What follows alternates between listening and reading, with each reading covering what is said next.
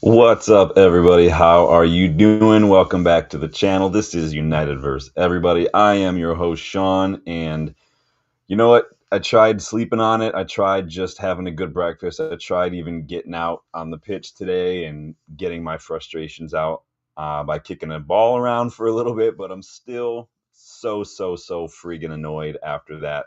Pretty much just a flaccid performance. This is the best word I can use to describe it. Flaccid performance. It was literally toothless, spineless, whatever blank you want to put in front of the word less. That's what it was. We'll do a little ad lib here. You guys let us know what you think. But a night of sleep is usually enough for me to get over a loss, but it's not this time. And I've said it before. I posted it this morning. I can handle a loss. I don't like it, but I can handle it if I think we try, if we put up a good fight. I can handle like the Champions League final against Barcelona, whatever. It is what it is.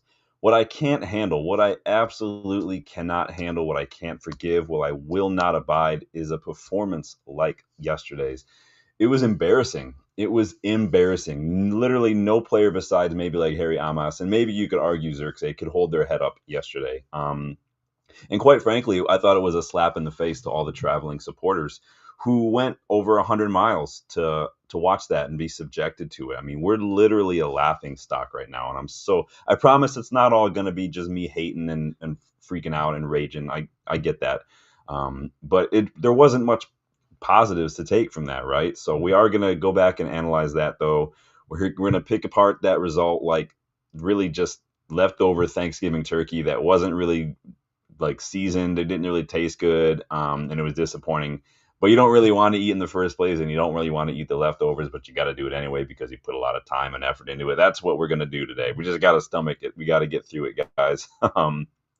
So like the video, subscribe if you are new. Let me check and see who's Danny B in the house, repping the green and gold. Yeah, you got Danny's always repping the green and gold, and so am I today. I just realized I put this on. Yeah, these are the newest designs that have just come out. You guys saw me in my short yesterday rocking this before the game.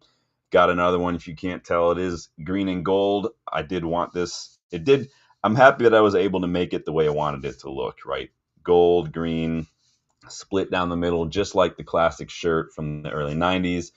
It is great. You guys can check those out. I promise once the paperwork is in and I get the LLC stuff going, I'm gonna do a big old launch on that so you guys can check this out. But this is a little bit of a sneak peek. So Danny saw the result coming. I mean, a lot of us predicted we were gonna lose. I didn't think we were gonna lose that poorly. I predicted I think a 2-1 loss. I think somebody else threw in 3-1 as well, but Danny says the only positive was a first touch passing Xerxes Bruno Eriksson. I forgot Eriksson was even on the pitch most of the time. I barely heard his name ever.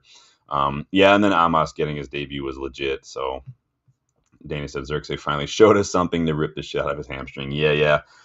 We're going to talk about all of this because you guys know that's what we do. First, we are going to dive into some news because we got a busy week and I wanted to talk about some news. So like the video if you haven't yet. Please subscribe if you are new. Check out the memberships too if you want to know how you can get involved in a lot of the content, whether that's the scouting reports, questions from a boot, the what if episodes. Keep a lookout later on this week for the final episode of the first kind of season of What If. So episode 4 will be dropping. If you haven't caught any of those, 3 episodes have been dropped already. So go back and check some of those out. It's a fun little speculative imagination Trump, like just to take a look at some key moments in United history and just kind of imagine what things would have been like had they gone a little differently. They are fun to make. But then again, like we say their imagination, but like when you go back and actually go down that road, right, that what if road, some of it isn't actually super far-fetched, but go check some of those out. And then also as a reminder too, if you do, I know it's struggled right now, nobody wants to spend money on the club, but if you do want to get a jersey, you do want to get training gear, you do want to get tracksuits, socks, shorts, if you want to go full kit wanker on it, go check out GoGoalShop. If you use my link in the description and on my channel, you can get $5 off when you register with that code. If you don't want to give the Glazers or anybody any money, they are cheaper. They are great. You guys have seen me wear a couple of those GoGoalShop jerseys a couple times. So, Rob, big up, Rob. Good to see you, man. We are campers. I don't know if we're happy campers right now, but we are campers. But Let's get stuck in with the news first, guys. So big up the women's team first and foremost. They beat City in a derby in the semifinal of their FA Cup to book a second consecutive trip to the FA Cup final for them. Doing that in a derby is awesome. I think I would have loved. We had Josh and I had a chance to go to a derby when we were in there. We were there in January, but could not get a hold of anybody at City. Does anybody work at City? Tried online, their website didn't let me do it. Tried to call the phone, nobody let me know. But it would have been nice to go see that win too. But the women and the youngsters are carrying a lot of dead weight right now, so it's a little frustrating. But what are you gonna do? So let's see what we got here. Rob says, I really like last season's third kit, waiting to see it cheap. So check out GoGoalShop, man. They do have some from last season on there still. They've got a lot of old classic stuff too. You guys have seen me rock this one right here I've got from GoGoalShop. This is the original. This is the real one, but I got like 3 jerseys from GoGoalShop, and I'm about ready to buy another one too. So, and if you register and you use it, and then like if you write up a review on the website, you get $2 credit towards your GoGoalShop wallet, basically, to use on future orders as well. So, and if you do a video review as well, you can get more. I haven't done any video reviews, but I have left some reviews as well. But they are legit. So, but yeah, last year's third kit was one of my favorites in a while. I've got it up on the hanger over there someplace. If you guys saw how many jerseys I have, you would probably stage an intervention because it's a little sad again. Now, not a flex, sad admission of the way I choose to spend my money. But moving on, it sounds like in an effort to kind of get a stranglehold on some of this stuff, United maybe have hopes of modernizing the approach that we take in the transfer market, the approach that we take with scouting and recruitment, to try to prevent seasons like this one from happening again. So this is one area that Sir Jim and Ineos have earmarked for an upgrade, and it sounds like recent performances have expedited the process.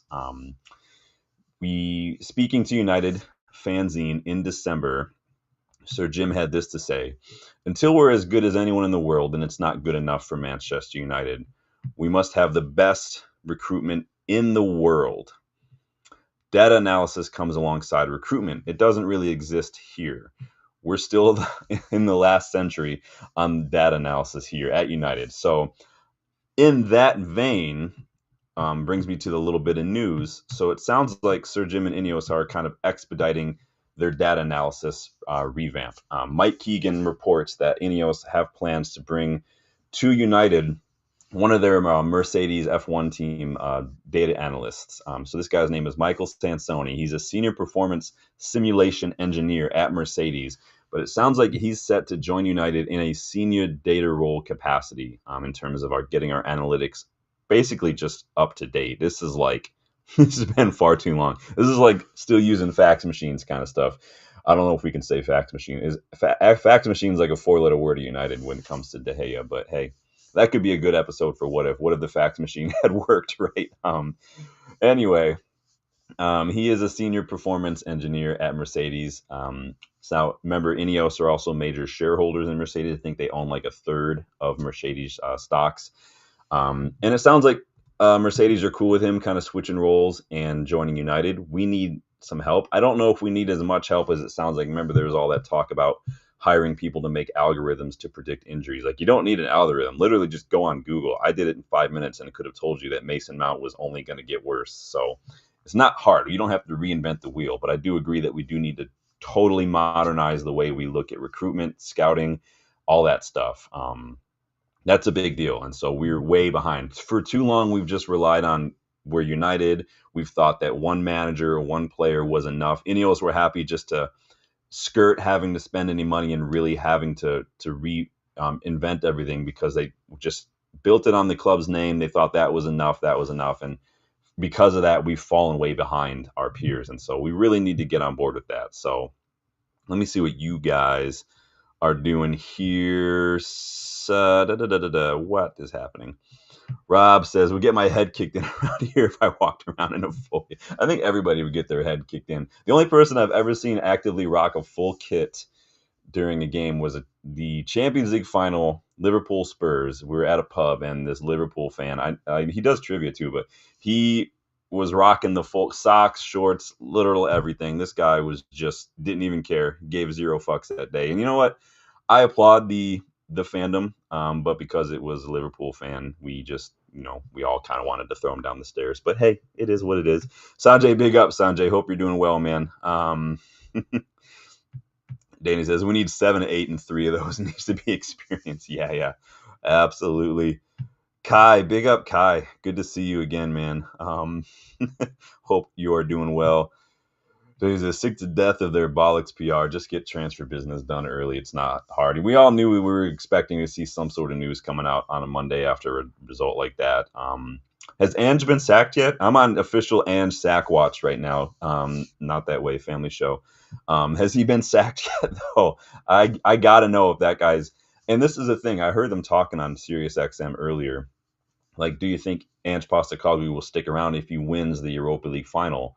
And all these guys like Brian Dunseth, they're like, yeah, he probably should. But I'm like, literally everybody said Ten Hag should have been sacked regardless of whether or not the FA Cup final. Why is it a different rule for Spurs? And Ange has been, they're worse than us right now. So it is what it is. Rob says, so they sack a body language guy to bring in a guy who works with cars.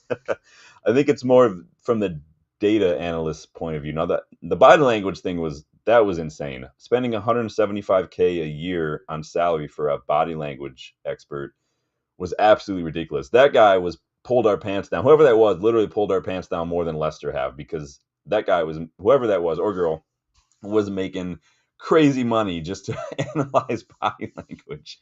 Oh man. But last time I checked, body language never scored a goal. So what are you gonna do? Then he says, get the dead wood out. I mean, again, you don't need an algorithm. You don't need an analyst. You don't need a body language expert to let you know who's shit and who's not. All you need is eyes and a quarter of a gray matter in your skull to see, like, no, fuck off. That guy's shit. Nope, that guy's shit. Nope, that guy's shit. It's not hard. And honestly, all this should have been known already. I'm not one to buy into the whole, like, let's give them a chance under a new manager. We have watched them for years. We know who's shit and who's not. I don't think it's a matter of system for some players. Sometimes they're just shit. Oh, everybody's getting involved out here. Sanjay, good deal. So there was another bit of breaking news today regarding our structure. And I saw this literally as I was on my way home. If you guys saw, I posted, I had to go out and kick a ball around today. It's nice out. It's really nice. So I wanted to take advantage of it. This time of year, if it's warm weather, that usually means rain. So if it's warm and sunny, I have to try to take advantage of it. But it's being reported by multiple outlets today that Jean-Claire Blanc has stepped away from his role at Manchester United. Now remember, Blanc, he joined with Ineos. They all rolled up like ballers, apparently. He rolled up as United's director, but I'm honestly not entirely sure what his duties were as United director. But remember that his role was an interim in nature. He was never supposed to be here permanently in that director role. He was kind of here while Ineos came in during a transition period to kind of help them make that switch. Ben Jacobs claims that Blanc will continue to play an active role in the club's management in his new role. So he's got a new role now, apparently, according to Ben Jacobs, as head of international football relations and special advisor to the board. I don't even know what that means, but basically what that means is he's now representing United internationally, including relationships with bodies such as UEFA, FIFA, and European Club Association. And apparently he holds a board position with the European Club Association. So basically he's our representative in these other areas. It is what it is. In any case, he's also going to be reportedly focusing more on his role at Ineos and not at United.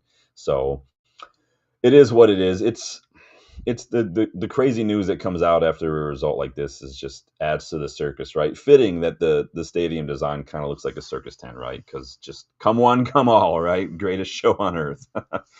Oh boy. Sanjay says, I'm trying to look ahead, otherwise it will stress me out too much. I mean, I applaud that. I mean, it's right. You don't want to let it ruin your day, and I'm not trying to let it ruin my day, but we are here to do this. Danny says, if Amorim started this summer, the Deadwood would have stayed another year at least. Now everyone can see it's on the pool players. Yeah, they're shit.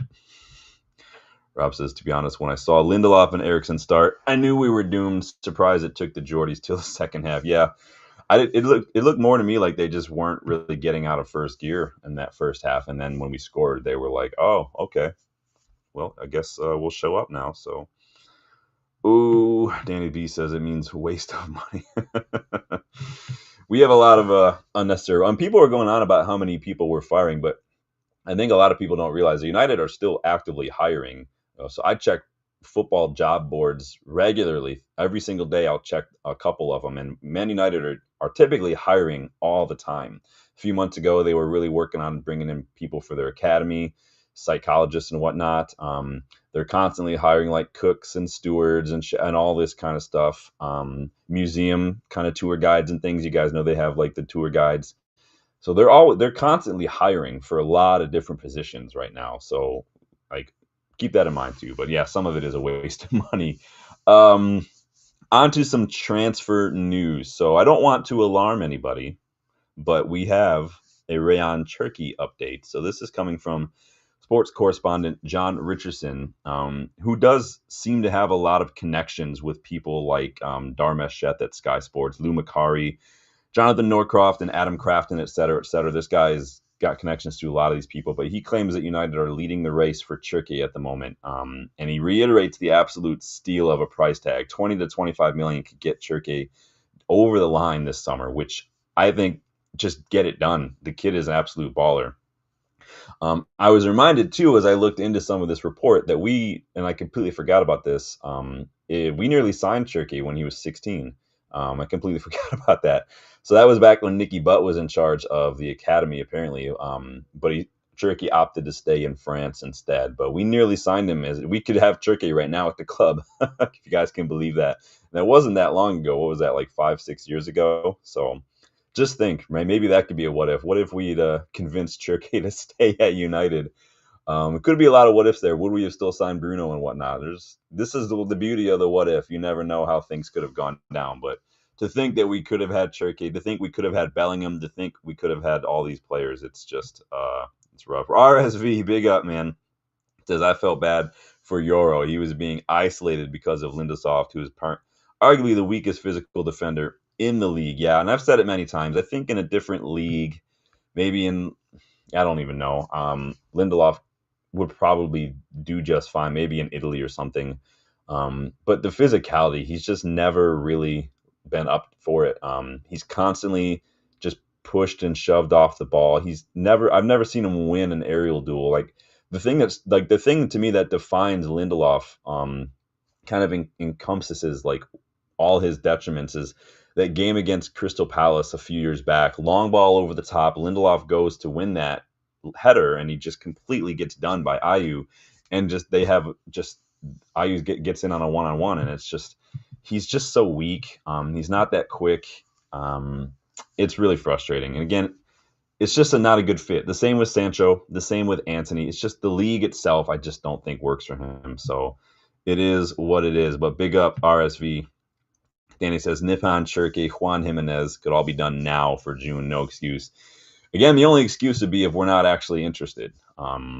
So that's the big thing. If we're not interested, if Amorim, if the board, if the Ineos, if they're not interested, if they're not on the list, then they're not on the list. So it is what it is. But again, those are the kind of decisions that can make or break a season. Those are the kind of decisions that can make or break manager tenure. Those are apparently the kind of decisions that can make or break a director of football if Dan Ashworth is anything to go by. So Danny says we probably would have destroyed their careers. Oh yeah, you'd think. So what was happening in 2016? That would have been back when Jose was here. Maybe Van Gaal. The Van Gaal Jose, yeah. I don't think Cherki would have thrived in a Jose system, or maybe not a Van, because of Memphis couldn't really thrive, and some of the more flair kind of players. Oh, Cherki's a hard worker though, so maybe. I don't know, maybe. RSV says I also felt bad for Ugarte because Eriksson was MIA in that midfield. Yeah, we're going to talk about the midfield. It's probably going to stir up my anger again. So Danny says been horrible since the Ollie days. Yeah. Teresa, welcome back, Teresa. Good to see you again. Hi. The Deadwood at this moment have little value. How are they going to move them on? No value in senior players if they can't influence the youngsters positively. Yeah. And that's the hard part too, is I think a lot of people forget, like it's easy to sit here and say just sell people, right? Like I can sit here and scream for Onana to be sold, but at that point, it's not that easy. If we want them sold that badly, it's usually because they're not doing well, and which is hard to convince anybody. But then you've also got these other clubs, these other managers who think, oh, I'll be the one to get something out of them or something. It is what it is. But again, you're going to have to take a loss on a lot of the problem. What's been the hardest for us, Teresa, is the fact that we pay these players so much, so nobody else can afford those wages, which is why we've seen so many players leave for free, like Pogba, like De Gea, like all these guys are going to be leaving for free because we pay them too much. Anthony's on like what 200K a week. What is Sancho on? Like it's not going to Rashford. Like if we were smart, like we would have tried to push these players on when their value is at their peak. If it looked like if we had a plan, like if we had planned ahead a long time ago, like take De Gea, for instance. I'm not trying to pick on De Gea. I'm just using him as an example. Had we had a more proactive, like up to date, actually competent recruitment structure who was planning ahead, that structure might have looked at goalkeeping in general and said, you know what? We're like in football. This was back when like Manuel Neuer or Hugo Lloris were really making the sweeper keeper a thing. Because even we've already bypassed that whole thing, and De Gea was never good at that. But so a competent structure would have said, okay, goalkeeping is going in this direction. De Gea is not good at that. He's an excellent shot stopper, but he's not good at that. Where do we want to go as a club? Do we want a manager who wants like some of these kind of qualities in a keeper? If so, is De Gea the guy for that? He's at his peak. We're just about to give a new contract. Would now be the time to maybe get max value for him and then bring in a young keeper who is a little bit more modern, who does have a few more strings to their bow. That's the kind of proactive planning that people need to have. We just haven't had it for the longest time. But big up, Teresa. Rob says the Georgian player looked pretty decent for Lyon. Who's the Georgian player for Lyon? I'm trying to think now off the top of my head. I don't know. Oh, Mikadzadz. Yeah, I can't say his last name. Yeah, he was at Metz for a while. I did a scouting report on him when he was at Metz, and then he went to Ajax. He was really shit at Ajax, but he seems to be doing just fine at Lyon now. But yeah, I know who you're talking about. So, Turkey, John Richardson says we are leading the race. Sorry, I lost my place there for a second. So keep an eye on that. I would love to get Turkey. As Danny says, we have a couple of youngsters. Turkey, I think, could come in, add a lot of creativity, a lot of physicality, a lot of just good ball retention and progression, and just a bit of class in that final third, something we lack otherwise. But I do like a balance, like having Turkey, Delap, like Xerxes, Ahmad kind of in rotation options for those 10 roles. That to me is a good balance of the physicality, the pace, but also the silky and the flair as well, the chance creation, which you need balance of. You can't just have a bunch of runners like Cunha and Delap or just nothing but silk. You got to have a balance. So on that, though, in terms of sticking with that area of the pitch, Ekrem Koner, remember that guy? He's very popular. He claims United are still serious contenders for Jonathan David. You guys know I like Jonathan David. He will be a free agent, which is a big part of why I like that, considering where we are PSR-wise right now. But we are going to need strikers. I did that poll not too long ago. You guys said goalkeeper and striker within big things to do. On keepers, though, I saw this one before I went live. Graham Bailey reports that United are scouting Angers keeper Yahya Fofana. So I don't know much about this kid. Apparently, we had scouts in attendance as he kept a clean sheet against Montpellier this weekend. I think Angers won 2-0. I meant to look a little bit more, time just got away from me. But if anybody watches the French League and they know anything about this keeper, let me know. Why don't we look him up while we're live? Get your thoughts in on Jonathan David. Get your thoughts in on Rayan Cherki. While I do this here. Angers. Let me look up Angers here. So Angers. So Fofana is their starting keeper, 24-year-old, good height. I mean, he's got 6 clean sheets. Really good. So it looks like he is definitely a keeper who comes off his line a lot. He's got a high cross-claiming percentage, which I do like. You guys know I like that. It's not hard to get me excited about that. Danny says, Turkey brings creativity, not afraid to play them hard through passes. No, and that's the same like with Odegaard, the same with Nipan. I like those. The problem is it's the movement ahead of them as well, because Bruno can create chances all day, like we've seen. He's like leading the lead again, but again, it's just that link up, the movement, the decision making from the players once they get the ball is what's letting him down. Um, Danny says, yeah, we need that in a keeper. Yeah, I really like that keeper. You guys know I do like when keepers control their area. It's been one of my biggest complaints with Onana. Honestly, I mean, it was a big complaint of mine for De Gea as well. De Gea was always a little afraid to come off his line too. But I'm just going to check the percentages here for Fofana. So Fofana is in the top 10% for crosses stopped right now, which is really good. His goal kicks are in the top 7% right now. His save percentage versus shot on target is in the top 8%, and this guy's he looks pretty decent, and he's a good age. I think 24 for me is right in that good sweet spot.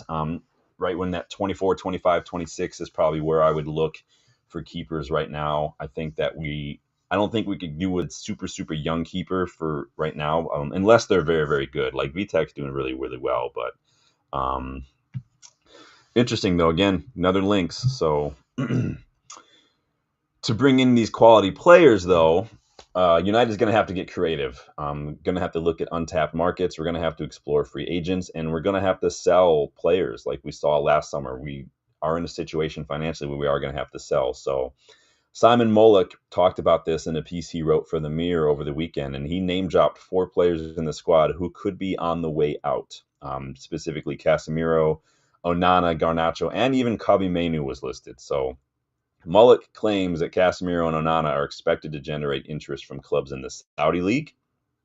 He adds, too, that Napoli are still interested in Garnacho. And then he linked Chelsea with interest in Kobbie Mainoo. So Kobbie Mainoo's it's kind of gone quiet because obviously he was out for a little bit with injury. And then we got all that contract stuff. We know that the club is currently negotiating with him. Maybe when we get another bad result, we'll see an update on on his contract, right? You know that maybe we're just keeping that in the chamber for that. But Molek believes that United could raise up to 120 million from the sales of Rashford, Sancho, Antony, and Malacia as well. That could be a big boost.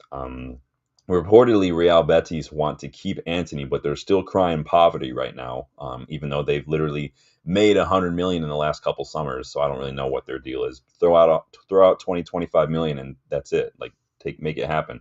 But apparently, according to Nico Shara, Real Betis have started talks with United to make Antony's move permanent. So take that and run. Buy Antony. I mean, I gave you a shot. I gave you 2 seasons, dude, and you just let me down. I sang Antony's praises when we were linked. I sang Antony's praises when we signed him because I watched him play a lot at Ajax. You guys know that I watched a lot of Ajax back then when Ten Hag was there, and Antony was a world beater, but could not handle it. So Kai wants to know who should start in that versus Leon. It's probably going to be Onana. That's just the way it is. But Danny says, I have a feeling Collier will be sold if Casemiro doesn't leave. Well, I haven't seen Collier, and honestly, if Collier can't stay fit, how many injuries has he picked up this season? 2, 3? It's not a good sign. I like Collier. I like his positioning. He's got a really good reading of the game. He knows where to be. He's not afraid to get stuck in. I like that a lot. But again, availability is the best ability. If you can't stay fit, it is what it is. So, but Collier could be one like, hey, if we're looking at like Hayden Hackney or Ipswich, if we're looking at Liam Delap, he could be useful, a very useful player. He's old enough. He's a senior player. He's older than I think Garner was when we got rid of Garner, right? So he could be a make weight if that's something the club are looking to do. Again, this is not necessarily what I want to do. This is just what could happen. So Rob says, think we got 14 players out on loan. Some of them will get moved on. And that's part of it too. I think that's the thing too. When it's youngsters, when it's players on loan and whatnot, they're not all going to be first team. And that's for a lot of them. It's probably not even the goal. Some of them, you're kind of flipping them. So there's a part of it. Like we've seen a lot of players leave recently. Iqbal, all these guys, Kambwala. We'll get money from that in the future as well, and sometimes that's part of it. You get a bunch of them in, you see who works and who doesn't, you move them on, and you got some sell-on clauses. Like we still have a sell-on clause for guys like Alvaro, Kambwala, Kovar, and whatnot. We've got buyback clauses for some of these guys. Like we have a buyback clause for Matty Kovar, for instance. So we're being a little more smart in terms of that. We also need a lot of players for the here and now. So it's frustrating. So Yeah, like Danny says, we have a lot of good young midfielders. Yeah, the sample size of young midfielders that we have is increasing in terms of quality. So it's we're we're gonna have more quality, I think, to choose from than we have in the past. And so even the ones who aren't as good as other ones doesn't even mean they're bad, but being not as good is not the same as being bad. So I think there's a chance we can make some decent money off of some of that. So um, Danny says, yeah, Thwaites will be ready. Yeah, we've got like Sekou Kone still out there. We've got the Fletchers, the Bragamoff, a lot of guys out there doing really, really well. Danny says, Kone next season. Dick Shat, welcome to the channel. Your club finished, my friend. New leads. Well, this year for sure has been a rough year. I think Thursday is probably going to be perhaps the biggest, the biggest match of our season unless we qualify, and then the next Thursday match will be the biggest match of our season. But we are shit this year for sure. We're not as bad as Spurs, so we'll take that. We could still laugh at Spurs. We still have somebody we can laugh at, but welcome to the channel, Dick Shet. Even if you came in with the first three letters of your name. Rob says, does Greenwood have a sell-on clause, or is that gone? I think we have a 50% sell-on clause or something like that, I want to say. Don't quote me. I don't know off the top of my head. But yeah, it's yeah, like Danny says, it's a pretty decent sell-on clause, quite frankly. So that's another one that I forget about as well. Teresa says Amorim will get players he can coach, not those who think they're above coaching. Seems current players flip-flop whenever they deem fit. Well, we've seen that, these players have let a lot of managers down. We've seen some attitude issues, and I think that yeah, you're right. We know that Amorim doesn't like the personalities that he can't rely on. This is a big part of why I'm not as sold on Matthias Cunha, because he's had some horrific attitude issues this season. Some of his behavior has been just abhorrent. But again, some managers look at that and think that they can handle. But again, that's a big deal. Fergie used to look at players' attitudes, their personalities, their off-pitch behavior, their family life, their friendships life before. Like when Fergie met with Phil Jones, sat down with him for a long time, didn't talk about football at all, because Fergie knew that personality, that kind of stuff, was almost more important than ability. And so I think that's something that people forget. We can look at their overall rating and stuff on FC25. We can look at their goal output, but that if they're just a-holes, I mean, then they're just a-holes, and not every manager wants to deal with that. So I'm not calling Matthias Cunha an a-hole, by the way. I'm just saying some of the shit that he's been doing this year is like annoying. But Dick Chat said, if the owner beating you, what is happening with Amorim? As a fan, you will back him for more season. I mean, that's a question we're going to talk about in a little bit. We haven't even jumped into the match yet, you guys, but do hit that like button. I mean, I like our chances against Lyon. Again, Lyon counted on two horrific goalkeeping errors to get something from that match. If it hadn't been for Onana making some typical Onana gaffes, we probably would have won that. We probably should have had at least another goal as well. And so I think that that's something that we have to keep in mind. I think that Lyon are obviously doing well in Europe to get to this point as well, just like we are, though. We're still the only unbeaten team in Europe right now. And no, I don't count the Conference League because it's bullshit. So we do give ourselves, we are big in Europe these days, but the errors are catching up to us, and it's Onana that's really hurt us. But I think if not for those Onana errors, we could have had something. But no, you're all good, Dick Shet. Don't worry about it, man. No worries. Everyone's welcome, but I appreciate you checking out. I mean, you don't have to just be a United fan. You can jump on in here. I'd love to get some Scousers in here someday. Rob says, yeah, we back Amorim and needs to be backed in the summer. Yeah. Backing him is not always just about buying players too. It's about sticking with him. It's about getting rid of players that maybe he doesn't think will fit, whether that's an attitude issue, a quality issue, or a system-based issue as well. Like the question, we're going to talk about that as well. But Dana says, yeah, we'll back him till at least next February until he gets the shit players out and has two good transfer windows. Yeah, we've got lots of questions too. Dick Shed is a Liverpool fan. Very happy we have no negative transition period before next manager slot come in, ball swinging well. You guys went about your rebuild after Klopp differently. You guys went about your rebuild a long time ago when Klopp arrived very differently. You guys had a plan, you had a structure, you had a whole strategy, and you built something, and you backed the manager because that's part of it, right? We didn't do that. We just decided that, every manager was going to be the decision, the deciding factor. We didn't want to spend the time or the money to build and back anyone. And quite frankly, the fans do have a part to play in this too, because we weren't patient enough with some managers. But had we done that, had we done then what we're trying to do now with Amorim, I think it would have been a lot different. But ifs, ands, and buts, right? But yeah, I will say though, I mean, I hope we don't have to wait 4 years after a new manager to challenge for anything or win any trophies like Liverpool did under Klopp. People still forget about that, but it is what it is. But big up, man. Rob says, watching last night's match of the day, Man United. Oh, just change the channel, bro. Go watch like cooking or some shit, or just go find a static channel. It'd be better for you. Rob says, Klopp took about 3 or 4 seasons, wasn't an instant success. Arteta has been given plenty of time as well. Yeah, exactly. But that's part of it. That's part of a rebuild. It's not going to be instant success, and I think some people think it is. I mean, Pep didn't win anything his first season with City, and that was a City team that had already won the league. And I think that's something that people forget too. City had already won the league before Pep arrived, and he didn't do shit his first season. So it is what it is. Diksha says, problem with United is team try to rebuild for the last 10 years after Ferguson. No clear attribute. No, we didn't try to rebuild. There was never a rebuild. I think people like to say just because we have a new manager, we had 6 managers, and I think people, the media especially, like to just say we didn't rebuild. This was lazy, negligent ownership from the Glazers, from Ed Woodward, to think that just, hey, let's just spend a bank on Ronaldo. Let's spend a lot on Pogba. Let's bring in Mourinho. He'll be the difference. That wasn't a rebuild. We just bought. We did not build. And that's been something I've said many times on this channel. We need to build, not buy. And build sometimes does not mean overnight success. More often than not, it doesn't mean success for a couple seasons.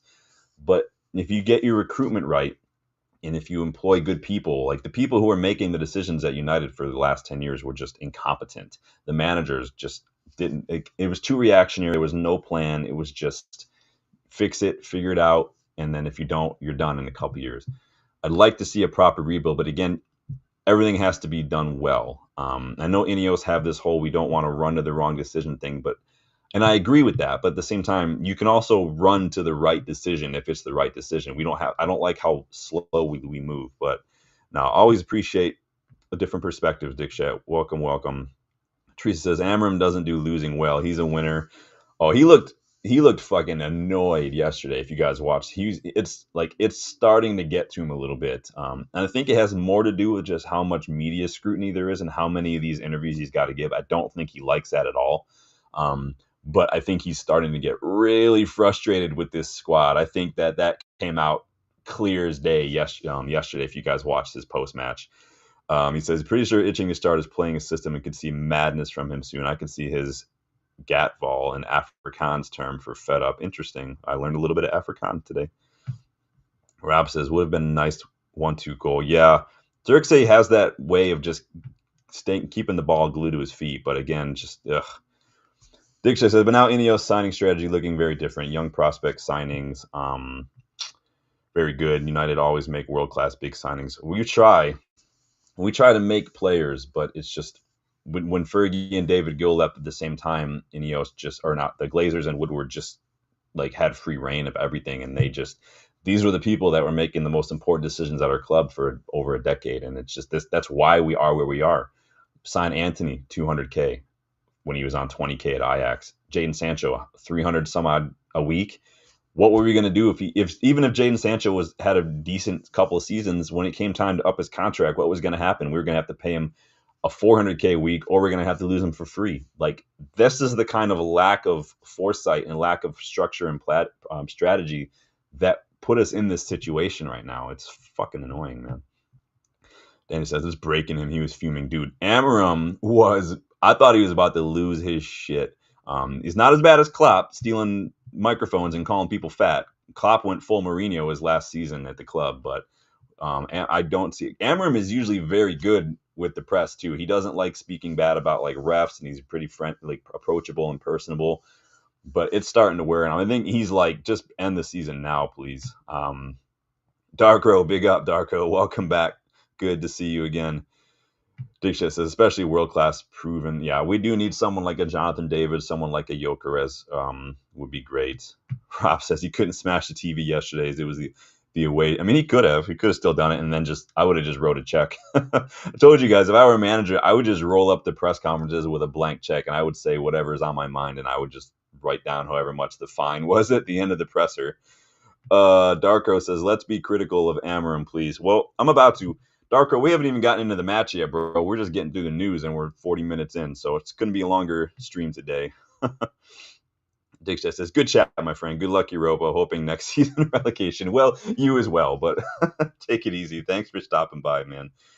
Darko says, Sean lists 3 major mistakes of Amorim last night. Well, we're going to talk about that because we are jumping right into the news. So hit the like button for me. Subscribe to the channel. Let's dive into this, starting with the starting 11. So I put out that short yesterday, but when the starting 11 was released, because it was an interesting starting 11, right? Amas obviously getting that start in his full Premier League debut. So big up Harry Amas. Xerxes up top, Højlund on the bench. Again, we saw that recently as well. Eriksen getting the start. And I was worried as soon as I saw Eriksen because, again, Newcastle have one of the most energetic physical midfields in the Premier League. And that was going to be the big battle. And Eriksen, to me, is not who I want in that midfield battle, quite frankly. Lindelof got the nod again, probably the least physical player in our side. Stepping in between Yoro, a youngster, and Mazraoui, a fullback, filling in at center back.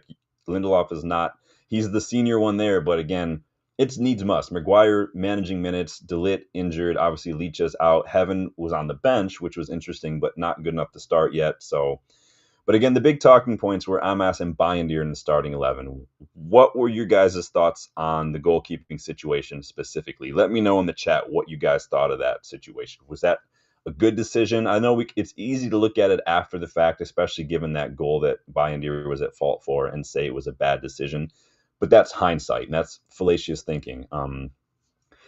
I think a lot of us wanted Bayindir to start. I like Bayindir. I think he showed that he does have some of the qualities that Andre Onana lacks. But again, I don't think that he is quality enough to be the starting keeper in a Manchester United side, if that makes sense. Onana was dropped from the squad altogether yesterday, which I thought was a big call. And I know Amorim kind of made it seem like if all the coverage is going to be on you, I didn't want that pressure for him. So even if he wasn't playing, the camera was always going to be on him. So basically, Amorim made the decision: if you're not starting, then you stay home because you don't need to be in that pressure right now. I don't know if I agree with that. The pressure was solely created by Onana himself, and I'm not even talking about the mistakes he made in the Lyon match. I'm talking about the comments he made. I still don't think the comments were bad. They weren't nearly as like Barbie as Nemanja or Matic were. I think Matic went a little over the top, but again, if you're going to say stuff like that, you have to you have to be able to back it up. And Onana is the last person I want making those kind of comments, to be honest. Danny says Linda Soft is a joke. Yeah, getting the Bindelof, right? He needs to be gone. He's leaving for free in the summer. Reportedly, Benfica want to maybe bring him back, but the dude is he's not good. Darko says the goalkeeper decision was obvious and right. Yeah, it's easy to say after the fact for a lot of. I see the media going on it, like, why did he start Bayindir? Like, was that the right call? Like, it's the same media who were calling for Onana to be dropped, or the same media criticizing. So what you're really saying is we don't have good keepers at the club, really. Rob says, do you think Amorim fell out with Onana? And I don't know, but it's interesting because I saw photos this morning that Onana showed up at Carrington today, but he was with his agent. So I don't know what that means. We know he switched agents recently. We know there's some reported links from the Saudi league. Obviously dropped after some comments. I don't think Amorim was happy with the comments that he made more than anything. Like, it was unnecessary right now. It was not adding. It only added more pressure, I think. And that if Amorim was maybe upset about anything, I think that was probably more it. But yeah, we'll see what happens. I'd sell Onana, but again, we need a keeper, so it's what it is. Bayindir did not cover himself in glory, even if he was out of action for a little bit. But I'd argue that some of Bayindir's mistakes on the night were more down to tactics than simply him making mistakes. I think that, again, it's kind of like asking De Gea to play out from the back. Like, if you know your keeper's limitations, you probably should try to avoid putting him in those situations where those limitations are going to be exposed. And we could see from the start that little, like, it looked like a cross if you looked at the trajectory of the ball, but that little lob pass to bypass Newcastle's high press to get to midfield, that was like the only thing Binder was doing. And it was not working because you've got one midfielder that you're trying to pick out who's coming back towards you, facing his own goal under pressure. That was only going to lead us to more stress and unnecessary pressure. And it just wasn't working. And obviously, it cost us a goal as well. Fucking annoying. So that was a tactical thing that I did not like from Amorim last night. Danny says he's better than Onana. He sets a good tempo playing out from the back, even though he's shit at it as Onana slows shit down and loses the ball. Yeah, that's the frustrating thing with Onana too. Is like he's so slow. Like if you're gonna play it long, you have to play it long right away because now you're just how long you've taken. You've killed like 5 seconds, and now the opposition's back into shape. You're just gonna hoof it to an attacker who's got his back to goal, and we're gonna lose it because we don't have attackers who can do that. Darko says Dorgu is versatile, plays a right wing back or left wing back, but could have played. Yeah, there's a lot of things that could have happened. We could have put Maz up on the fullback spot without Dallo there when we were struggling. We could have done a lot of things, but again, without center backs to fill in, it's very difficult. Darker says playing Amas. I didn't have a problem with Amas getting a start. It was going to be a tough match for him, but I didn't have a problem. I didn't think he did poorly either. So, this is normally the part of the match reaction where I talk about stats or I make little comments or little assessments of each of the players. But honestly, there's not much to discuss with that part. Aside from Garnacho's goal, which I thought was perfectly placed, I'm glad to see him actually finding the far post, finding the corners for once, instead of skying it or aiming right at the keeper. He couldn't have placed that goal more perfectly. So big up Garnacho for doing that. We saw that brief moment of skill from Xerxes to keep that ball fight his way into Newcastle's area. But other than that, it was just shit. I think even in that moment, even Xerxes' dribble, I mean, it was still a kick in the balls because it looked like he pulled his hamstring too. So I'm not throwing a tantrum. It was just bad. There's not many positives to take from that. I'm not going to bother going through each player this time because it would be the shortest thing. So I'm not going to lump Harry Amas into the mix with the rest of them because he's a kid making his first Premier League debut. And you saw how Newcastle were basically trying to bully him. Fabian Schär pushing him all over the box on corners. Like, what a prick. So instead, I'm just going to dive into my thoughts here. Let's see what you guys are saying. Rob says Binder's kicking has looked poor when I've seen him, but decent enough between the sticks. I think he's better than Onana at actual keeping, but his passing is shit. Darko says, in the mid, we needed 2 pivots of Casemiro and Ugarte. Yeah, I think that the mid was a battle that I just wanted to avoid if you guys watch the preview. Danny says, hopefully he decked him after the Leon game. Just gave him a slap upside the head. Kicked the boot at his head, right? Darko says, sorry, Dogu should have played at Dallo position. Yeah. A lot of shoulda, coulda, wouldas after that. And I'm sure Amorim and his coaches are doing that as well. Robert Reed, big up, Robert. Good to see you, man. Welcome back. We're just kind of diving in. Rob says, could understand needing to rest Casemiro after Thursday's game. Wonder if Manu, Mount, or possible starts. It could be anything. I think Mount is probably ready to start. He's been playing and he's been doing. He was really good. I thought he looked really good against City. He hasn't been as effective. Like he's not really looked bad. He's just not getting as involved as I would have liked since then. Darko says resting Casemiro should never be an option when he's if he's shit. Then you don't want. If a player is a net negative for us when they're on the pitch, if they're hurting us more than helping us, despite however much they're being paid, and yes, you can say he should be better because if he's paying, like it is what it is. If they're hurting us more than they're helping us, they shouldn't play. That's why I feel about Onana right now. He's hurting us more than he's helping us. Robert Reese says Amas was solid for what he was thrown in. Yeah, I mean I thought he held his own. So Danny says Maz is burnt out, overplayed. He will be injured soon. I got thoughts on Mizraoui. Anybody who remembers a lot of what I said from the preview will know where I'm going with this. Danny says that tells you all about our players when Amas was marking arguably the best player. And yeah, there's not really much you could do against Dan Burn on set pieces. The guy is like 9'2". He doesn't even have to jump really. He's like Peter Crouch. There's not really much you can do. So, Rob says, who do you guys man of the match for United? Yeah, if you guys got memberships, put down your man of the match in the badge. Danny says Euro is man of the match. I thought Euro did pretty well. Danny says Cass needs a rest or he's useless. I've gone back and forth on this. I still maintain that Casemiro, I think resting Casemiro hurts him more than playing him does. I think Casemiro is kind of like when I play. Like if I go too long without playing, I'm going to be very rusty. But if I'm playing consistently, I've got match rhythm, I've got tempo, my legs are fit. I don't let the rust build up. And I think that's where Casemiro is. Now, he might not be able to physically handle a high intensity league like the Premier League now that he's getting older. That's just normal. But I think Casemiro does better when he gets to play because he's looked very good. Against City, he was like immaculate. Darkwish says, Sean, did Xerxes make a mistake running when he knows he's vulnerable to hamstrings? I mean, I don't know what else we could have asked him to do there. I think he was on his own. There wasn't really much help. So I think it's hard. You don't want to tell him to like slow down when he's got momentum and the ball is sticking to him. We know that Xerxes can do that. And so I'm not going to fault him for what he did. You can't anticipate that's going to happen every single time. Otherwise, you just don't play, right? So I'm not going to say nothing else he could have done. Nobody was keeping up with him. He did the dirty work. It is what it is. I remember a match probably 6-7 years ago where I want to say it was either Lingard or Rashford. They were unnecessarily like sprinting to close down the keeper or something. And like, it was not necessary to do. And whoever it was like pulled up with something like a strain or a hamstring or something as a result, like that kind of stuff. I'm like, what are you doing? But when you've got the ball at your feet, you got your head down, you're beating defenders left and right, and you get into the final third. There's literally nothing I'm going to do to complain about that. Rob says, love Euro's push on Shar after the guy was blown. Yeah, that ref was an absolute dick, by the way, for giving him a yellow for that.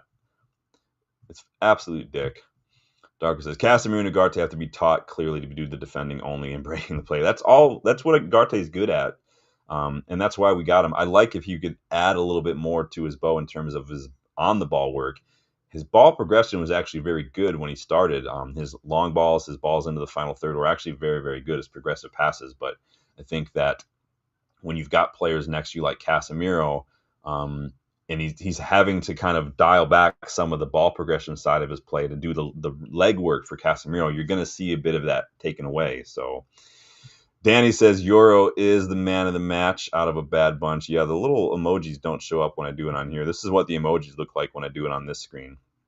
And it doesn't look as good, but Danny said 1 game a week he saw. Yeah, Casemiro could be in the Varane route where it's not that it's just he's getting older, and that's what it is. So Darkwish says blaming Bayindir when it's only his first PL game is not fair. I blame them for the mistake, but the other goals, I mean, I don't blame Bayindir for the other goals. I blame him for the one goal that was his fault. But I do think tactically we shouldn't have just had him play those balls over the top over and over again. But no, he says the mistake was due to pressure every time passing the ball to him. Yeah, well, again, he's not good at it, and so it caused us to have a goal. But the other goals, I mean, were just I don't blame Bayindir for those. Literally no other keeper could do anything about that. So let's dive into my thoughts, starting with number 1. This is my I told you so face. I told you so. I told you so. Go back and watch my preview of this match, and you'll see that we pretty much everything I said we needed to avoid doing, everything I said we needed to not do, we did. I literally laid it out plain and simple in the match preview. Don't try to play through the midfield. Don't try to win the midfield battle. Instead, build up fast from the back, get the ball wide, get it forward via our wide players. And what did we do? We tried to play through the midfield over and over and over again with those low lobbed passes from Bayindir, trying to beat the press, trying to find one isolated midfielder. And again, and one of those passes is what led to a goal. Or we just tried to find Bruno over and over again to hoop it long, which might have worked had we done the other thing I said, play quicker. Took too long to find that ball and make that decision. And by then we were getting closed down. And by then the long ball was off. And how many times did Bruno just not make that ball? Too many touches on the ball in those very fragile areas of the pitch allowed Newcastle to press, and Bruno just wanted too much time on the ball. It was everything I said we needed to not do, we fucking did. And did you notice that the few times that we did create a decent chance for ourselves, it was because of quick counterattacks, starting with the wide players and utilizing that pace. That's how we got the goal. That's how we had 2 good chances in the first half, including the goal. That's how we got another chance late on in the second half with Hoyland nearly scoring with a header. Amorim might not like it, but it's what works in this league. It's what works right now. And we saw it for like a month before the international break. But again, that brings us back to the argument that we've had many, many times. Do you counterattack with what you have and try to get to the end of the season, or do you continue to suffer if you try to rebuild while simultaneously implementing a completely new system and formation that doesn't suit the players you have? You guys let me know what you think on that. Let me see what you guys are saying here. Danny says Ugarte needs to drive and progress the ball more, like you said he done at the start of the season. Yeah, he was doing it. I think, though, when you play him alongside Casemiro, it's just Casemiro isn't going to do all that legwork. Casemiro is just not going to do it. And so Ugarte has got to fill in. And that's the O principle that I've spoken about on this channel many, many times. If you guys remember, the O principle in football maintains that a player's negatives, the areas of a player's game that he lacks, they don't just stack, they multiply, because now his teammates all have to make up for that, which takes away from their game. So now you're taking away from Ugarte's ball progression by forcing him to fill in those holes in Casemiro's game. I'm not trying to diss on Casemiro. I'm just pointing out a fact. That's just the way it is. If you've got a striker, for instance, like Ronaldo when he was here, he doesn't want to track back. He doesn't want to press. I get it, whatever. But when you don't do that, that's one less player that's helping with the press. And so now other players have to then maybe go out of position to help with that, which then leaves them out of position. That's what happens. It's like a ripple in a pond. It's going to impact everything.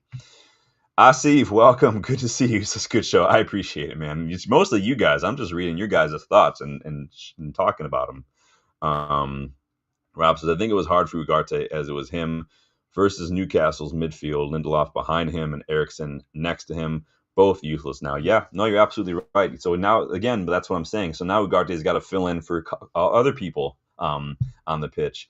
And so he's struggling. He's getting more tired. He's making more mistakes because now he's got to go cover a different side of the pitch sometimes, deeper positions, wider areas that he shouldn't be having to cover.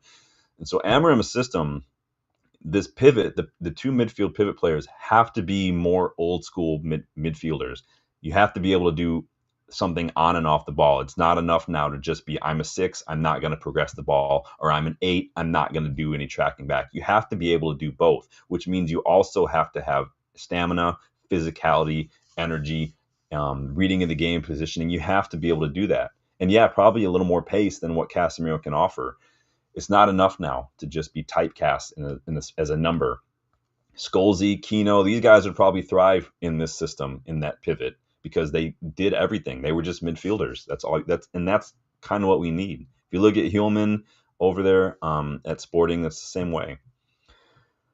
Darko says, Sean, are there CDMs in today's football whose job is to only sit in front of a number 4 and number 5 and don't like the dirty work? Only the CDMs of the 90s, like Makalele, Vieira, and Kino. I think we're past that age now where you've got the 4-3-3, like what Casemiro was used to at Madrid, where you're just kind of sitting there and that's your job. I think we're past that phase now, and we haven't played a 4-3-3 in years, so I just don't think we can do that anymore. And so I can't go through all the teams in world football and see who does that again, but I don't think football is there anymore. I think people are moving on from that.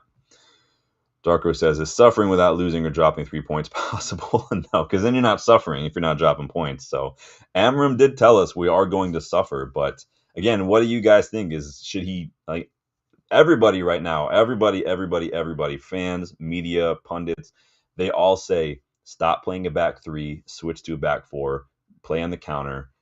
And Amorim doesn't want to do that. And I can respect that to an extent, right? You see it with Ange as well. But it's, again, these are the decisions I say. It's not up to me. These are the decisions that are going to potentially cost managers their jobs. I'm not saying Amorim out. I'm not saying I think he's going to get sacked. I'm just saying these are the kind of decisions that make a difference. So Darko says, Sean, pressing is purely and entirely the job of creative forward play. It starts with the forward players, but everybody's got to do it, and everybody's got to do it together. It depends on what kind of press, because you can press in wide. You can get pressing triggers where if the ball goes to like your fullbacks, the opposition fullbacks, that's a trigger for people to press. You can cut off these passing lanes. You can do a gegen press, like the counter press, like Liverpool did for so long. It's just depending on the type of system. Not all presses are created equally, I guess is what the point I'm getting at.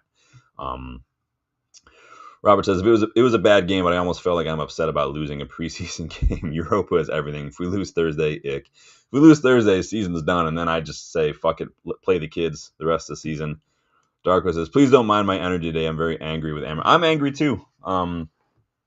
But I am super angry, as you guys know. Like I should have told you from the get go. I'm going to be a miserable little bitch today, and that is what it is. But and also I totally called it with Mazraoui too.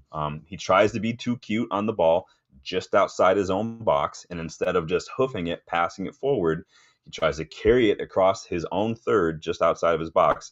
Did it again yesterday, lost possession, and it cost us.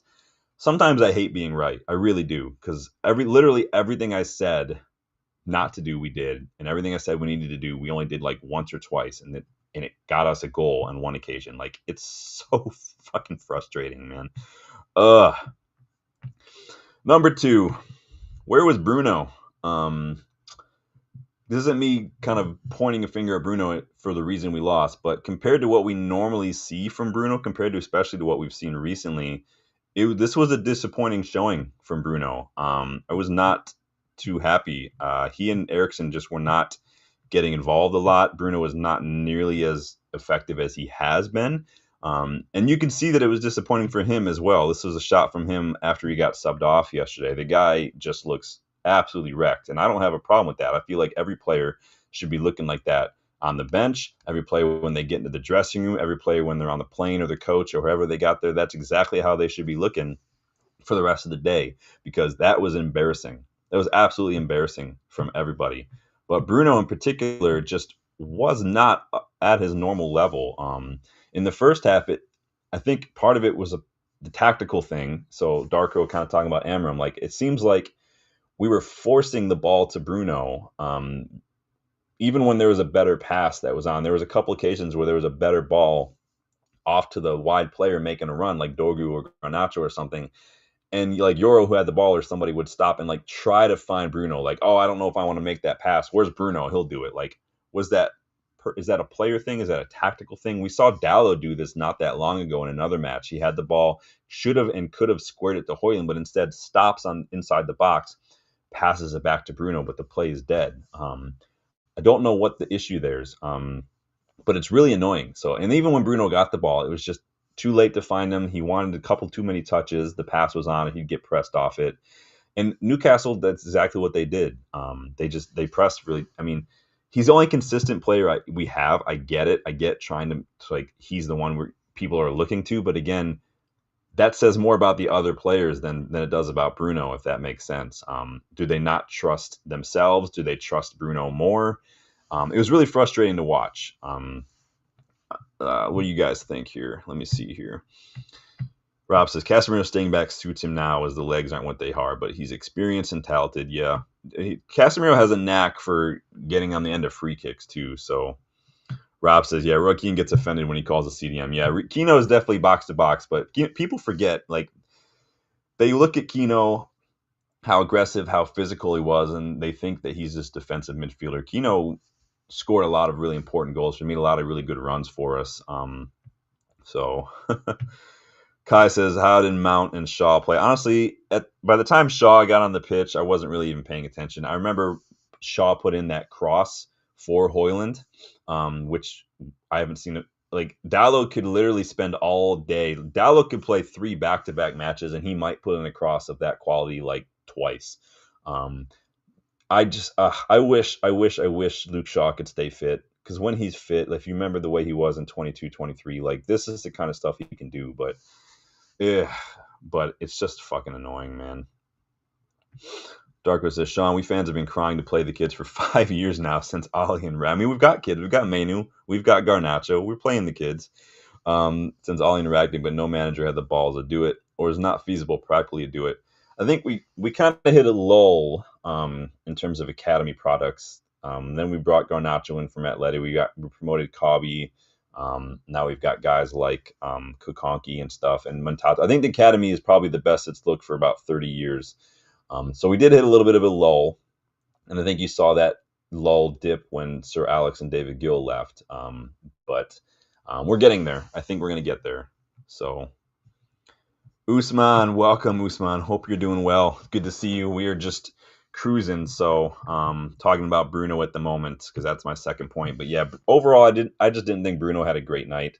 6 out of 12 duels, only 2 attempted long balls, only one of which actually found a teammate. 1 attempted cross that was not accurate at all. 1 pass into the final third. 1 out of 2 dribbles, and only 1 touch in the box from Bruno. So it just such a quiet night from Bruno. Again, this is all compared to what we've seen from him recently. Again, problem is he's our best player and the only one who consistently shows up. Last night excluded. So when he has a bad day, United has a bad day because no one else can do it. No one else looks like they back themselves to do it, as we just discussed. So again, this is more of an indictment on the rest of the squad than Bruno. But again, when Bruno's got an off day, when he doesn't show up, we're going to struggle. I would say we need other players to step up, but I'm way past expecting that from a lot of them. We just need better players. At this point, I'd settle for just less shit players, honestly. But there's no other way around it. Teresa says the players were doing their own tactics. I don't believe Amorim coached that second half. They could have at least had a draw. Yeah, maybe that had a lot to do with why he's so frustrated because he looked like he was about to snap, man. Rob says we need prime Robbie Savage. Oh, God. Rob says, just seen a video on X of Ahmad running on grass. Hope he's not far away from a return. Yeah, we're getting ready to talk about that because Ahmad is back on grass. I don't want to rush it, but he is back on grass. So, let's move on. Number 3, because I've kept you guys here a long time already. But I do appreciate it, you guys hanging out with me. You guys, like I said, you saw this. This is new.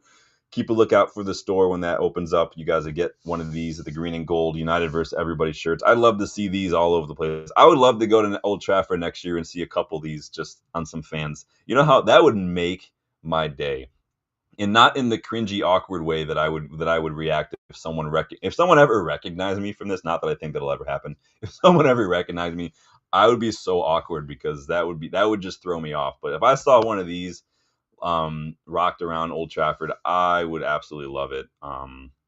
Number 3, more injuries. So just when it seemed like it couldn't get any worse for us regarding injuries, we lose Xerxes for what could be quite a lengthy period out, depending on how bad that hamstring is. Hamstrings are not something you usually come back from right away.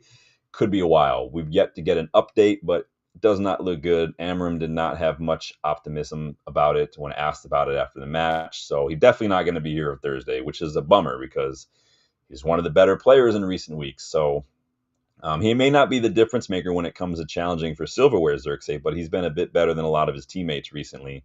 And again, that run last night, the ball glued to his feet. I mean, that's what he can do that not a lot of other players in this club can do right now. That ball progression, that close control. But now he's gone. It means 1 less attacking player after we let go of 3 already, and then lost Ahmad for pretty much the rest of the season. So not only does this mean we have to rely on an already thin selection of attackers, but they're subpar attackers at that as well. Now would be a great time to find your shooting boots, Hoyland. He nearly got one last night, though, to his credit. But 1 chance, I mean, I'm not going to go in on Hoyland too bad for missing the 1 chance that he got. But because it was just wide. But then, too, we got the reports that De Ligt was going to be out for a couple more weeks.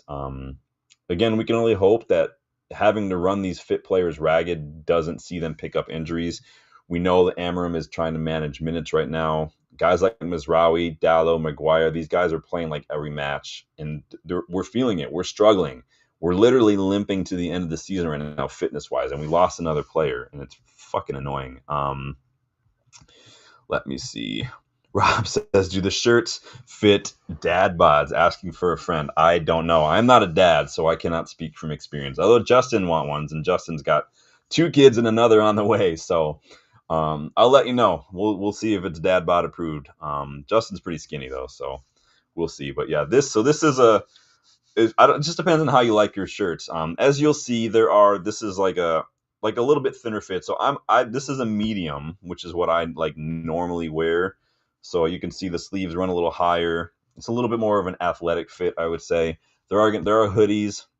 There are long sleeve versions of this too, like a t-shirt as well. So keep a lookout for those. Like I said, you'll see them in the green and gold. There's black. You guys have seen me wear the black one. And then there's ones with white letters as well. So keep a lookout that. Darko says, if we don't try playing without Bruno, then we'll always be dependent on him. No, I totally get it. Unfortunately, Darko, he's the only one who can drop deep to pick the ball up off the defenders. He's the only one who can pick a pass. He's the only one who can create chances, and it seems like he's the only one who can score a goal. So it's hard when nobody else can do any of that right now. And that's, again, it's a sad indictment of recruitment, sad indictment of the quality in this squad or the lack thereof. Maybe even the mentality with some of these players. If no one's willing to try something and they're constantly just like, I'm just going to find Bruno. No matter if I have to pass it back 40 yards to find him, I'm going to find Bruno because I don't trust myself in this situation. So Darko says, is it wash and go? I don't know what that means.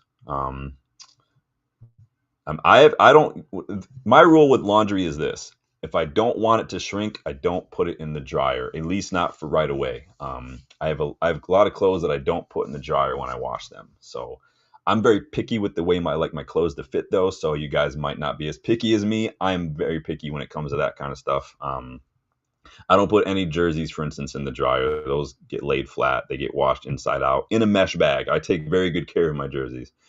Tree says, LOL, more injuries due to running, something I believe wasn't available before. But again, we also know the fitness. Now, Xerxes is not that kind of runner, but he was on a full-on sprint. He got the bit between his teeth. He got his head down, and he had one goal, one plan in that run, and that was to get the ball forward. And to his credit, he did a perfect job of it. It just ended in an injury. So Rob says, got to see the shirt after 10 washes. Well, the other one I've washed a couple times now.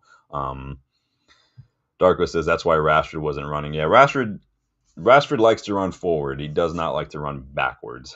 Danny says, I'm going to need a medium. Well, yeah, this is a medium. So it is nice. You guys get another look at it. So I'm glad that I was able to make it look the way I wanted. You guys can see it split, green and gold. I really like the way this one turned out. So Rob says, my rule with laundry is that I leave it to the wife. Nice. You guys ever watch the stand-up Mitch Hedberg? You guys remember that guy? Rest in peace, Mitch Hedberg. He has a one bit that I always lied. He was doing a stand-up, and he was like, this shirt is dry clean only, and that means it's dirty. Funny. But yeah, I'm very picky with my clothes. So I also have a rule too. If I find like a nice pair of pants or like even a pair of boots or something that I really like, and they fit great, and I get a second one because I just like to have stuff that find something I like, I'll get another one. I have a pair of boots like Clark's that I've not even opened yet because I like the ones I have so much. These other ones went on clearance. I bought them. They're still literally in an Amazon package, and I've had that for like 3 years. So when the other ones run out, I'll have a new one ready to go. So final thoughts. Get your thoughts in, y'all. I had a brief moment of optimism when I saw that Spurs lost to Wolves, but true to form, United saw the result of that match and said, hold my beer, we got this. This was literally the worst we've played this season. I put a poll in. Let me see where you guys are at on that poll. So only 40% of you say that, yes, this was the worst we've played this season. 60% say no, sorry. So I thought that would be much more in favor of yes. So if you don't think that was the worst we played this season, what was the worst match you remember? Because this was the worst I've seen us play. We couldn't lay a glove on Newcastle. We barely looked like getting it out of our own third. And we didn't look like we had any answers for what they were doing. There was constant movement. It was constant balls to the back post here and there. The runners were killing us left and right. Nobody seemed to track the balls into the box. It was just every single time Newcastle got into the third, that final phase, I thought we were going to concede a goal. And I didn't see anybody coming up with any way to get out of that.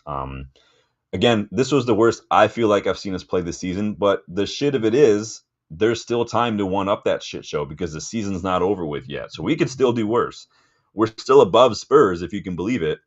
But we did drop to 14th. We still have just 13 points. What that does is it makes it guaranteed that we are now going to finish this season with our lowest ever points tally in the Premier League. Awesome. The big issue for me, though, is that Amorim now only has 6 league wins since his arrival in late November. 6 league wins for Amorim since November. Awesome. And 3 of those wins were against relegation sides, too. Awesome. Just awesome. So the question remains, should Amorim be getting more from this squad? This is a squad that we've gone to 3 finals with. We have 2 trophies with them. We finished second in the league, third in the league with this squad too. This isn't me saying Amorim out. This is me asking the question for you guys to get your thoughts in. Should Amorim be getting more out of this squad right now? Rob says, it reminded me of Eric's dynamic football where the opposition run through our midfield. Yeah, the midfield is always going to be for trouble. And then it's harder because, yes, you can say we've got 3 defenders, right? But when your wingbacks are high up the pitch and you've got wide attackers that you're trying to defend, your 2 wide defenders are now being pulled into wide areas, leaving really just one defender to kind of have to deal with these channels, to have to watch 2 channels at once and try to watch these balls in the box at once.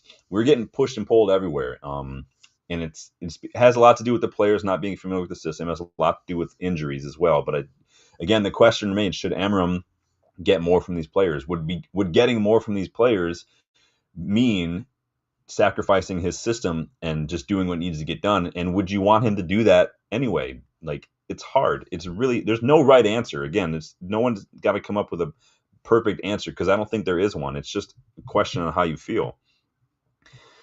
Darko says, I will be Amorim out if I don't agree with his lineup on Thursday, as I'm fed up with crap players' excuses and bad owners. So it is what it is. Amorim has to get it perfectly right by himself only. Well, again, it's one of those lead a horse to water. He can pick a starting 11. He can put the players in positions. He can give them tactics, but the players have to execute. And a lot of that execution is down to mentality. Do you back yourself in the 1v1s? Do you back yourself to pick a pass? Can you stay switched on? Can you communicate? Can you recover when you make a mistake? Can you recover when you concede a goal, to make sure that it doesn't automatically mean you're just losing the match? A lot of that is difficult to address, because everybody's so different. And so it's difficult. There's a lot that Amorim needs to do. There's a lot that he could do differently. But there's also a lot that's out of his control. And so it is frustrating when you got 11 guys who all have free will, mind of their own, struggling with personal shit and stuff on and off the pitch. All that's going to play into it as well. I just did a big paper for my PFA class on off-pitch and on-pitch factors that influence player performance and well-being as well. There's a lot that goes into it. So it is what it is. Darko says we were good in the first half. I think don't let the late goal fool you. I don't think we were good. I thought we were less shit in the first half than we were in the second half, but I wouldn't say we were good at all. Rob says Wolves, Bournemouth, Brentford are all our next 3 Premier League games. They're all winnable. That's not the way I saw that comment going, because I said Wolves, Bournemouth, Brentford. I thought, oh, that's fun. That's gonna suck. But you think they're all winnable. I don't know right now, given the context, given of how we've been playing, that any of these matches I would consider them winnable, personally, but that's just me personally. Again, maybe I'm just being Debbie Downer today, but Darko says we were 14 not because of the players, but because of Amorim's unnecessary experiments in the beginning when he came. Yeah, I was very critical of that. From you guys remember, I was critical of that in a couple of match reactions. It was one of the things I put in my New Year's resolutions for Amorim. It's like, find your best 11 and stick with it. Don't tinker as much. As Danny pointed out the other day for that Lyon game, that was only the second time that that was the first time that Amorim picked the same 11 2 matches in a row. So, and I get injuries sometimes, and when part of this was a bit of training for him. I get that, but again, when something is working, when you know who the better players are, I feel like changing it unnecessarily is just asking for trouble. So to an extent, I agree with you. I don't know if I would just overgeneralize and say that we are 14th because of that. There's a lot of other factors at play, but I don't think Amorim helped himself early on. But again, early on, you almost forgive it to an extent, but I still can criticize it. I can criticize and not call for Amorim out, or not say a player automatically needs to be sold. Just like Fergie was not infallible too. He handpicked David Moyes. Doesn't mean Fergie was shit. Doesn't mean he's not the GOAT. Fergie is the GOAT, but you still make mistakes. It's going to happen. Rob says the fragility of our players is worrying and has made Amorim's job harder. Yeah, I think that's what's starting to frustrate him. Is just like these players, man. What did I walk into, dude? Darker says Sean. It all starts with a perfect lineup, and then comes the in-game management, including the substitutions and the timing. Yeah, in-game management is a big deal. You guys know that I've spoken about that a couple times now, but we all know right now. I think Amorim is having to manage minutes now with fitness because of the injuries. A lot of these players are being run ragged, and because of that, Amorim also has to try to manage their fitness as well, or else we're going to lose more players, like Xerxes just did. Now, I don't blame Amorim for Xerxes doing that, but at the same time, this is the part of the job that's difficult because I wish that there was a perfect starting 11, but I don't think that we have. I think half of that ideal starting 11 is injured right now, and the other half is shit. Um, it's needs must at the moment, so it's hard. There's not a perfect answer to this problem. So Rob says Fergie picked Moyes because he didn't want someone being successful straight away. Well, I mean, everyone's got their own thoughts. Keep a lookout for that what if episode at some point, by the way. Thursday is a very, very important game. With Xerxes losing Xerxes now, I'm more than a little concerned about that as well. It seems like Amorim is worried too. He made a few subs towards the end of last night's match that raised a few eyebrows, taking off Bruno, taking off Garnacho. That did not go down well with a lot of the fans. I think that again, I think Amorim's trying to manage minutes right now, trying to make sure he doesn't lose anybody else for Thursday. Ahmad is back on grass, like someone said, though. So if you want to wrap things up with a little bit of a glimmer of hope, Ahmad is back on grass. I would anticipate maybe seeing Ahmad back in the match day squad before the end of the season, maybe even in the starting 11 before the end of the season with the way his recovery is going. So not trying to give you false hope, but again, a little bit of hope.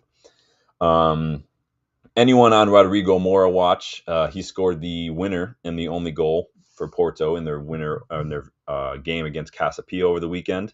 That brings him to 6 goals, 3 assists for the next Bruno Fernandes. Apparently, he's getting better and better. This Rodrigo Mora kid since we were first linked with him, and apparently Mastantuono balled out last night for River Plate as well. So, a couple of good young attacking midfielders we've been linked with are doing very, very well right now. So, if we can get a couple of these guys in, I think we improve the floor of the squad. I think we bring a little bit more dynamism and flair and creativity into the final third, something we were lacking in the moment.